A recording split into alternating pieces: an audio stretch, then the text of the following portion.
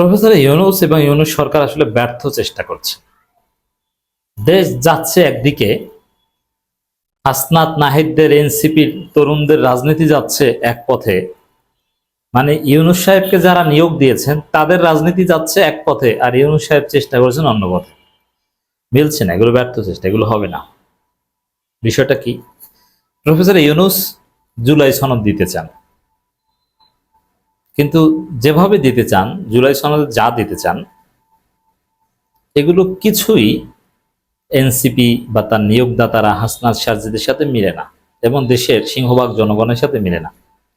জামাত, চরমোনা, ইসলামপন্থী কারোর সাথে মিলে না। মজার মজার কথা শুনি, এই জুলাই সনদের খসড়া সবচেয়ে উদ্ভট যে বিষয়, সবচেয়ে উদ্ভট, 2 বছরের মধ্যে সংস্কার বাস্তবায়ন করতে হবে, যেটা কারো আস্থা নেই। যেটার উপর সবাই বলছে না, সংস্কার বাস্তবায়ন বা জুলাই সনদ বাস্তবায়ন এটা ইউনূস সরকারকে করে দিয়ে তারপরে নির্বাচন আয়োজন করতে হবে।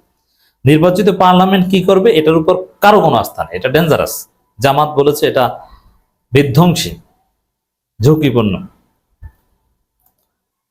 কিন্তু মজার বিষয়, বিএনপি বলছে যে না, 2 বছরে আমাদের কোনো আপত্তি নেই।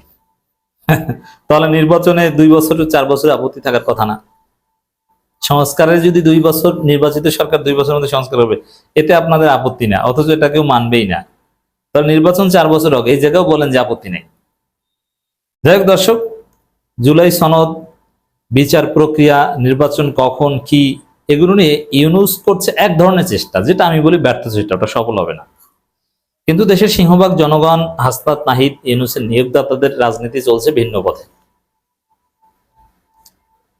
এর মানে 2 2 4 মিলবে না, আর দেশে পিসফুল পাওয়ার ট্রানজিশনও হচ্ছে না।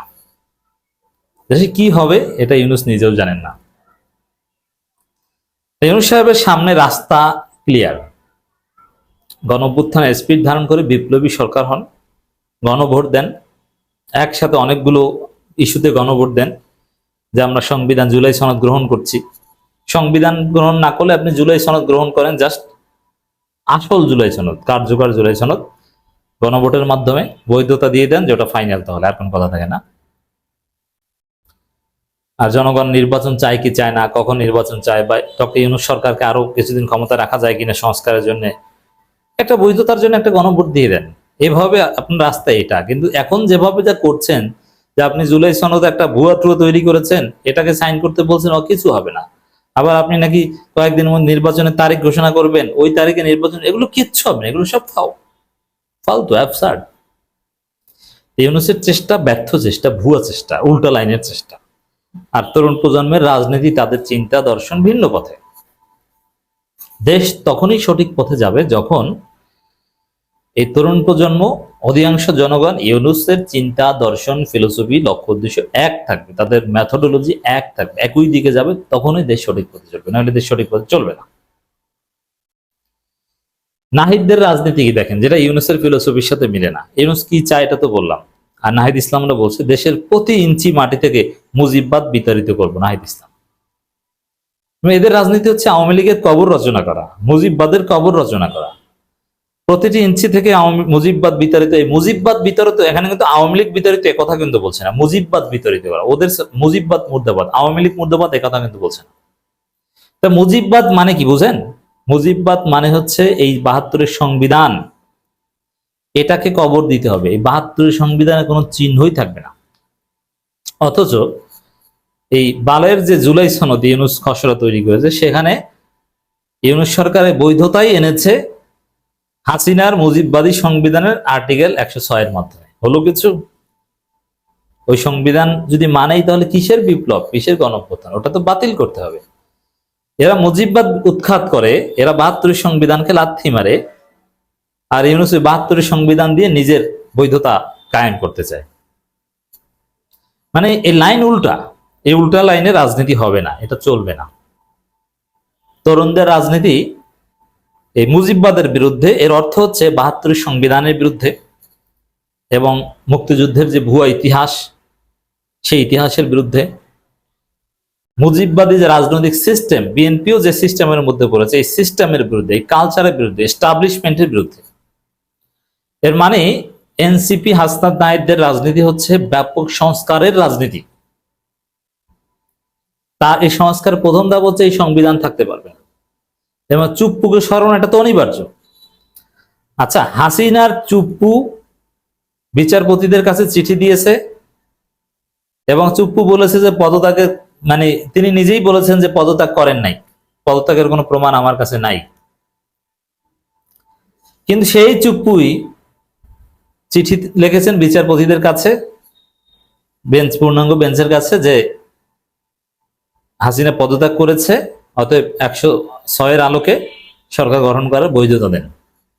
সেই ভিত্তিতে সরকার বৈধ, এটা জুলাই সনদে লিখেছে। হাসিনার চুপ্পু, যে চুপ্পু বলেছে মানব জমিনের মতিউর রহমান কাছে যে পদত্যাগ করেনি, তা আপনি এই নাটক, এইসব ফাজলামি দিয়ে আপনি কি করতে যাচ্ছেন? এটা কি হয়? হাসিনা তো পদত্যাগই করেনি, আর সেখানে আর্টিকেল 106 কি ওটা থাকে? এক মামলায় তো টোটাল জুলাই সনদ ডক্টর ইউনূস মিনূস সব ধ্বংস হয়ে যায়। কি যে হাসিনার পদত্যাগ পত্র দেখান পারলে, এর মানে কি হাসিনার চুপ্পুকে, এটা তো আমাদের জন্য লজ্জার যে হাসিনার চুপ্পুর সিগনেচার করা জিনিস দিয়ে আমরা চলবো। হাসিনার রাষ্ট্রপতি চুপ্পু, হাসিনার এক দালাল, হাসিনার জুতা টানতো, মুজিবের জুতা টানতো, এরকম একজন মুজিব সৈনিক যে ট্রেনিং নিয়েছে ভারতে মুজিব বাহিনীর হয়ে। আর কতটা দালাল, কতটা নির্লজ্জ হলে তাকে হাসিনা রাষ্ট্রপতি বানায়, পাবনা থেকে ধরে এনে।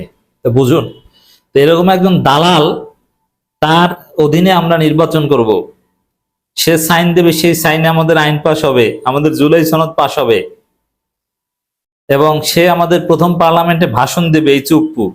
আর আমরা বলবো মাননীয় রাষ্ট্রপতি আপনাকে ধন্যবাদ, দেশটা কি মগের মুল্লুক, এই কারণে বিপ্লব হয়েছে। এর মানে ইউনূস কোন পথে হাঁটছে? এই চুপ্পুকে সরাতে হবে আপনাকে, এই চুপ্পুকে দিয়ে চলবে না। এই চুপ্পুকে মহামান্য করে বৈধতাই তো থাকে না। এর মানে চুপ্পুকে চাপ দিয়ে আপিল বিভাগের রেফারেন্স আনতে বলা হয়েছে চিঠি দিয়ে। আসলে চুপ্পু স্বাধীনভাবে চিঠি দেয়নি, এবং ওই যে রেফারেন্স ওগুলো ভুয়া বাস্তবে। যেমন যে সময়টায় বলা হয়েছে যে আপিল বিভাগ পূর্ণাঙ্গ মতামত দিয়েছে অন্তর্বর্তীকালীন সরকার গঠনে, ওই সময় আপিল বিভাগের বিচারপতিরা বেশ কয়েকজন ছিল সেনাবাহিনী হেফাজতে। তারা কোন জায়গায় বসে তারা মতামত দিয়েছে? এগুলো ভুয়া কথা।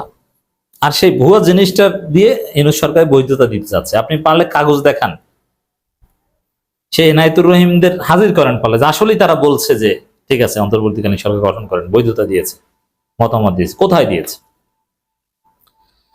এর মানে উল্টা রাজনীতি চলছে। কিন্তু এনসিপির হিসাব ক্লিয়ার, নাহিদদের, যে না, মুজিববাদ থাকবে না, এইসব সংবিধান থাকবে না, নতুন বাংলাদেশ করতে হবে, ফাজলামি বাদ দিতে হবে। আমরা দেখতে পাচ্ছি যে প্রফেসর ইউনূস সরকার যাচ্ছেন একদিকে, আর হাসনাত নাহিদদের রাজনীতির দেশ যাচ্ছে ভিন্ন পথে। এভাবে দেশ চলবে না।